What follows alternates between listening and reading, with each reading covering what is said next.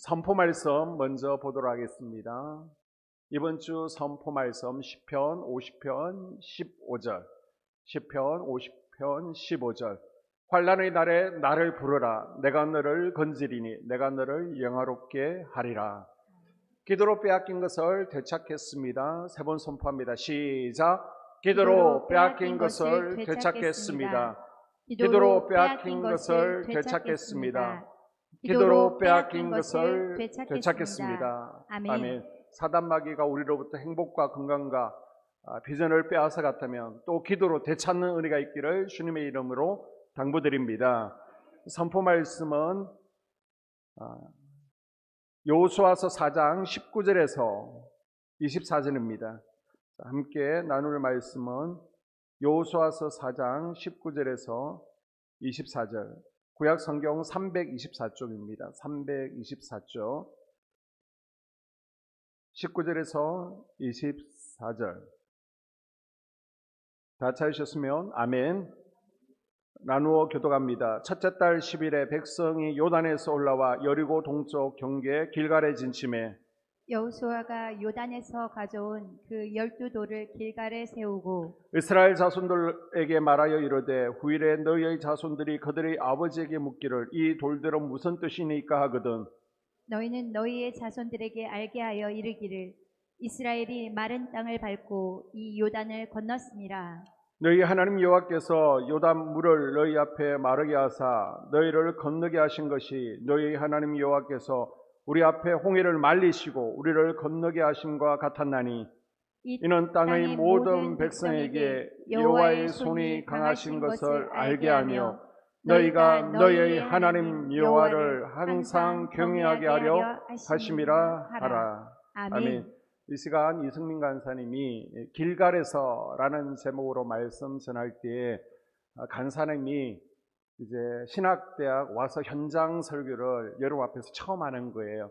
큰 은혜 받으시기를 바랍니다. 아멘.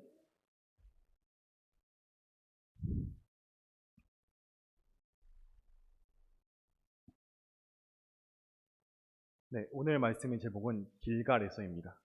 오늘 말씀의 배경을 보게 되면 이스라엘 백성이 먼저 출애굽합니다. 그리고 시내산에서 1년간 하나님의 사람으로 훈련받았지만 가데스바네아에서 하나님을 신뢰하지 못하고 불신하고 불평함으로 광야에서 40년간 다시 훈련받습니다. 그래서 이제 힘겹게 모압 평지에 도착해서 신병기를 통해 다시 한번 순종을 결심하고 이제 드디어 약속의 땅 가나안으로 들어가는 역사적인 장면입니다. 모세와 아론 등 율법을 대표했던 1세대 지도자들과 홍해 사건을 경험했던 출애굽 1세대 백성들은 다 광야에서 죽었습니다. 그리고 지금 가나안에 들어가는 백성들은 지도자 여호수아와 갈렙 그리고 광야에서 태어난 광야 세대들입니다. 모압 평지 시팀에서 2차 인구조사를 마치고 나서 하나님은 여호수아를 통해 요단강을 건너 가나안 땅으로 들어가라 말씀하셨습니다. 그런데 이때 요단강을 건너는 방법은 이렇습니다. 먼저 이스라엘 백성들을 지파별로 정비합니다. 그리고 백성들 앞에 언약궤를 맨 제사장들이 앞장서서 요단 물가로 들어갑니다. 언약궤를 맨 제사장들이 요단강을 밟을 때 요단강에 흘러들이던 물이 끊어지고 이스라엘 백성들이 마른 땅으로 요단강을 건넌다는 것입니다. 아멘. 이렇게 요단강을 멈추게 하여 이스라엘 백성들을 건너게 하실 때 제사장들이 강 중앙에 멈춰섭니다. 그리고 백성들이 다 건너고 나면 언약궤를 맨 제사장들이 마지막에 나오게 되는데요. 이때 12지파에서 각 대표들이 각 지파를 대표하는 큰 돌 12개를 줍습니다. 그리고 언약궤를 맨 제사장들이 멈췄던 곳에 이 12돌을 쌓습니다. 그리고 다시 12돌을 줍고 강을 나오게 되는데요. 강을 나오고 나서 진을 칩니다. 이곳이 바로 길갈입니다. 하나님께서는 이 12돌을 길갈 언덕에 쌓으라고 명령하셨습니다. 이렇게 하는 목적은 오늘 본문 4장 24절에 나와 있는데요. 자, 24절에 보게 되면 이는 땅의 모든 백성에게 여호와의 손이 강하신 것을 알게 하며 너희가 너희의 하나님 여호와를 항상 경외하게 하려 하심이라 하라. 아멘. 땅의 모든 백성에서 여호와의 손이 강하신 것을 알게 하며 라고 했는데요. 이때 땅은 히브리어로 에레츠랍니다. 원문을 보게 되면 하 에레츠라고 나옵니다. 하는 그 에레츠는 땅이라는 뜻입니다. 직역하자면 그 땅에라는 뜻인데요. 즉 그 땅에 그 일대에 살던 가나안 7족속에게 하나님이 전능하시고 강하신 분임을 알게 하려는 것이다 라는 뜻입니다. 아멘. 그리고 너희는 이 이스라엘 백성들은 이것으로 전능하신 하나님을 아는 것으로 끝나는 것이 아니라 여호와를 항상 경외하게 하려 하심이다 라고 말씀하십니다. 아멘. 여기서 경외는요, 존경하고 두려워하며 높인다라는 의미입니다. 아멘.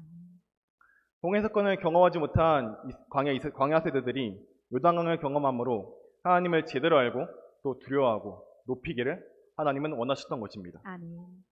여호수아와 이스라엘 백성들은 31개의 성과 왕들과 전쟁을 하게 되는데요. 이 전쟁에서 모두 승리하고 정복합니다. 이 승리의 비결은 여호수아 4장 19절에 나오고 있습니다. 4장 19절에 보게 보면 첫째 달 10일에 백성이 요단에서 올라와 여리고 동쪽 경계 길갈에 진침해. 아멘. 아멘. 이렇게 요단강을 건너고 길갈에 진을 치게 됩니다. 그리고 길갈을 지휘부로 삼습니다. 그리고 길갈에서 여리고성을 갔다가 아이성을 치러 가고요. 다시 길갈진으로 돌아왔다라고 기록하고 있습니다. 기브온 주민이 항복한 일로 남방 연합군들이 힘을 모아 이스라엘 백성들을 공격하러 왔을 때도 하나님이 기습작전으로 이기게 하시고 10장에 보게 되면 다시 길갈진으로 돌아왔다라고 기록하고 있습니다. 아멘. 또 10장 43절에서 도망간 다소장을 죽이고 길갈진으로 돌아오고요. 북방의 하소랑 야빈이 철병을 앞세우고 이스라엘을 공격하러 왔을 때도 싸워서 이기고 다시 길갈진으로 돌아왔다라고 합니다. 아멘. 사실 길갈은 여리고 평지입니다. 평지의 본진을 치는 부대는 거의 없죠. 그때 당시만 해도 보통 본진은 산 위에 뒀습니다. 이스라엘의 유명한 도시 예루살렘만 보더라도 산 위에 성을 지었습니다.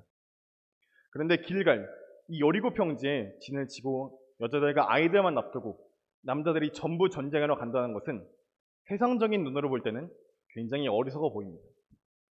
그러나 12돌이 있는 이 길갈, 하나님이 전능하셔서 요단강을 멈추신 것을 나타내는 이 12돌이 있는 곳을 본부로 삼아서 전쟁을 하고 길갈로 돌아와서는 이 12돌을 보면서 요단강물도 멈추게 하신 하나님이 우리 하나님이시다 하고 아멘. 다시 전쟁하러 갑니다. 아멘.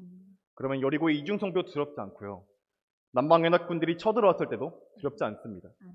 북방의 하소랑 야빈이 철병거를 앞세우고 이스라엘에 쳐들어왔을 때도 두렵지 않았습니다. 아멘. 왜요? 하나님이 더 강하시고 전능하시다는 것을 알고 나가기 때문입니다. 아멘. 이게 바로 여호수아의 승리의 비결입니다. 아멘. 여러분, 어리석은 사람은요, 1에서 1로 가고요, 다시 1에서 1로, 그리고 또다시 1에서 1로 왔다 갔다 하며 삽니다. 하지만 영적으로 지혜로운 사람은요, 1에서 은혜로 갑니다. 아멘. 1에서 하나님이 있는 곳으로 가고요, 아멘. 하나님이 있는 곳에서 다시 1터로 갑니다. 아멘. 그리고 1터에서 다시 1로가 아니라 주님의 성전으로 옵니다. 아멘. 주님의 성전, 이곳을 길갈로 본보로 삼고, 우리 하나님이 우리를 위해서 일하시지, 우리 하나님이 답이시지, 아멘. 우리 하나님이 전능하시지, 아멘. 이것을 다시 되새기면서 다시 1터로 나가는 겁니다. 아멘. 그리고 그 1터에서 부어주시는 은혜를 받고 다시 돌아오는 겁니다. 아멘. 그러니까 하나님이 어디를 가든지 이기게 하시는 겁니다. 아멘. 오늘 저와 여러분의 삶 가운데 우리 한송환교회가 여러분이 길갈이 되시길 소원합니다. 아멘. 오늘 여러분의 삶이 길갈 중심이 아니라면, 말씀이 중심이 아니라면, 하나님 중심이 아니라면, 이 교회가 중심이 아니라면 실패할 겁니다. 세상적으로 아무리 잘 나간다 해도 실패할 겁니다. 하나님이 실패했다 하실 겁니다. 아멘. 그러나 여러분의 삶이 길갈 중심의 삶을 사신다면 가는 곳마다 이기는 복을 주실 겁니다. 아멘. 길갈의 승리 비결 두 번째는 여호수아 5장 13절에서 14절까지 말씀입니다. 13절에서 보게 되면 여호수아가 여리고에 가까이 이르렀을 때 눈을 들어본즉 한 사람이 칼을 빼어 손을 들고 마주 서 있는지라. 여호수아가 나아가서 그에게 묻되 너는 우리를 위하느냐 우리의 적들을 위하느냐 하니 그가 이르되 아니라 나는 여호와의 군대 대장으로 지금 왔느니라. 아멘. 네. 가나안의 첫 번째 전쟁, 이 여리고전을 앞두고 지휘자인 여호수아는 지금 굉장히 긴장되고 여러 가지 생각이 들었을 겁니다. 그런 여호수아 앞에 한 사람이 칼을 들고 나타나죠. 그러자 여호수아가 묻습니다. 당신은 아군이냐 적군이냐? 그러자 그 사람이 14절에 아니라 나는 여호와 아군도 적군도 아니라 여호와의 군대 대장으로 왔다라고 하십니다. 아멘. 하나님은요, 내 편도 그리고 저 편도 아닙니다. 시편 118편에 여호와께서 내 편이 되사 나를 돕는 자들 중에 계시니 그러므로 나를 미워하는 자들에게 보응하시는 것을 내가 보리로다 라는 말씀이 있습니다. 아멘. 이 말씀 때문에 종종 사람들은 하나님이 다 자기 편이라고 생각합니다. 그러나 그 시편을 쓴 다윗이 하나님의 편이었기 때문에 하나님께서 다윗의 편이 되어주신 것입니다. 아멘. 내가 하나님의 편에 서서 하나님의 뜻대로 싸웠기 때문에 하나님이 내 편 되어주시는 것이고요. 아멘. 우리가 하나님의 편에 서야 하나님이 내 편 되어 승리케 하시는 것입니다. 아멘. 다시 14절에 아니라 나는 여호와의 군대 대장으로 왔다라고 하십니다. 하나님이 군인의 모습으로 여호수아 앞에 오셨습니다. 뭐하러 오셨을까요? 당연히 전쟁을 도우러 오신 겁니다. 그러자 여호수아가 얼굴을 땅에 대고 묻죠. 주여 저에게 무슨 말씀을 하시려고 오셨습니까? 그러자 15절에 보게 되면 여호와의 군대 대장이 여호수아에게 이르되 이 발에서 신을 벗으라. 네가 선 곳은 거룩하니라 하니 여호수아가 그대로 행하니라. 아멘. 네가 선 곳은 거룩한 곳이라는 것은 땅이 거룩하다는 것이 아닙니다. 거룩한 건 없습니다. 하나님의 영광인 쉐키나가 하나님의 임재가 있는 곳이 거룩한 것이지 아멘. 땅 자체가 거룩하다는 것은 아닙니다. 지금 이 말은요, 여호수아 네가 하나님 앞에 서 있다는 겁니다. 아멘. 여호수아 네가 지금 하나님 앞에 서 있으니 네 발에서 신을 벗으라고 말씀하신 겁니다. 아멘. 왜 신을 벗으라 하셨을까요? 여호수아에게 종이 되려고 하셨을까요? 아니면 발이 들어서 신을 벗으라 하셨을까요? 이유는 룻기 4장 7절과 8절에 정확하게 나와 있습니다. 자, 7절과 8절에 보게 되면 옛적 이스라엘 중에는 모든 것을 모르거나 교환하는 일을 확정하기 위하여 사람이 그의 신을 벗어 그의 이웃에게 주더니 이것이 이스라엘 중에 지명하는 전례가 된지라. 이에 그 기업을 물을 자가 보아스에게 이르되 내가 너를 위하여 사라 하고 그의 신을 벗는지라. 아멘. 아멘. 신을 벗는다는 것은 내 권리를 다른 사람에게 이양하거나 양도할 때 신을 벗어준다고 합니다. 지금 여호수아가 하는 일이 무엇입니까? 가나안 일곱 족속과 싸우려는 것입니다. 근데 지금 신을 벗으라는 것은 여호수아의 작전권을 여호와의 군대 장관에게 넘기라는 뜻입니다. 아멘. 내 힘이 아니라 하나님이 힘으로 해야 이긴다는 겁니다. 아멘. 오늘 우리 앞에 있는 대적들을 우리의 힘으로 어찌할 수 없을 때 아버지. 우리는 신발을 얻어서 여호와 앞에 두고 아멘. 우리 삶의 주권을 하나님께 양도하시기 바랍니다. 아멘. 저는 목사님께 예배 마치고 기도받으실 분들 강단으로 올라오라 하실 때 항상 이런 마음으로 올라와서 신을 벗고 무릎 꿇습니다. 하나님, 인간적으로 너무나 부족한 저를 우리 한수방교회의 사역자로 불러주셔서 너무나 감사합니다. 아멘. 이제 제 발에 신을 벗고 제 인생의 왕좌에서 내려와 내 인생의 통치권을 주님께 양도합니다. 아멘. 담임 목사님을 통해 말씀의 불과 성령의 능력과 권능이 임파테이션 되게 하여 주시고 아멘. 제 인생을 주님이 주관하시고 인도하여 주시옵소서. 아멘. 하나님이 일하실 줄 믿고 하나님의 뜻대로 행할 준비를 하고 하나님의 전략과 음성을 듣기 위해 기도의 자리를 떠나지 않는 삶, 이것이 바로 신을 벗는 삶입니다. 아멘. 여호수아가 하나님께 묻죠. 하나님, 여리고성 어떻게 할까요? 돌라고요? 도는 겁니다. 아이성은요? 복병 정책입니까? 쓰는 겁니다. 그 다음 신을 벗는다는 것은 순종한다는 의미입니다. 아멘. 여리고성 어떻게 할까요? 했더니 하나님께서 돌라고 하셨죠. 근데 여러분, 도는 것이 과연 쉬울까요? 지금 여리고성 이중성벽 위에는 여리고 군사들이 대비하고 있습니다. 이스라엘 백성들을 지켜보고 있습니다. 화살 쏘면 다 죽는 거리인데 거기를 도는 것이 절대 쉽지 않습니다. 여러분, 이처럼 하나님 말씀대로 사는 게 절대 쉽지 않습니다.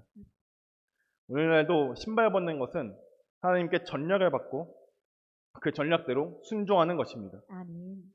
그런데 하나님께 직접 음성을 못 듣는 사람은 들려지는 말씀, 선포되는 말씀을 아멘으로 받는 것이 신을 벗는 삶입니다. 아멘. 그러면 하나님께서 책임져 주시는 겁니다. 아멘. 여러분, 믿음이 무엇입니까? 믿음이란 들려지는 말씀이 내 생각과 다를 때 내 생각을 내려놓고 아멘. 들려지는 말씀을 붙드는 것입니다. 아멘. 사람이 아무리 이 세상에서 똑똑하다 할지라도 이 세상에 기초를 놓으신 창조주 하나님보다 지혜로울 수 없습니다. 아버지.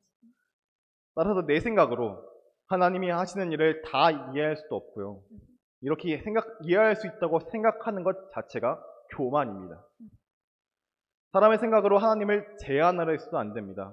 여러분이 알지 못하는 하나님의 속성과 섭리, 그리고 일하시는 방법이 있습니다. 하나님은 절대 똑같은 방법으로 일하시지 않습니다. 아멘. 아도니세덱과 전쟁할 때 해와다를 멈추셔서 이스라엘을 싸우게 하셨고요. 다윗 시대에는 블레셋과 전쟁할 때 뽕 넘어 걸음 걷는 소리가 들리면 나가 싸우라고 하셨습니다. 그래서 우리가 이전의 경험을 의지해서 이렇게 했었지 해서 기도하지 않고 나가서 싸운다면 낭패를 볼 수 있습니다. 기도하지 않고 내 생각, 내 감정, 내 의지로 싸운다면 하나님께 묻고 전략을 받고 순종하여 싸울 때 여호수아처럼 그리고 다윗처럼 어디를 가는지 승리하는 복을 주실 겁니다. 아멘. 그러려면 두 가지가 필요한데요. 길갈 중심의 삶을 살아야 하는 것입니다. 아멘. 하나님이 전능하시다는 것을 이방 족속처럼 머리로만 알아선 안 되는 것입니다. 아멘. 하나님을 경외하는 삶을 살아야 하는 겁니다. 아멘.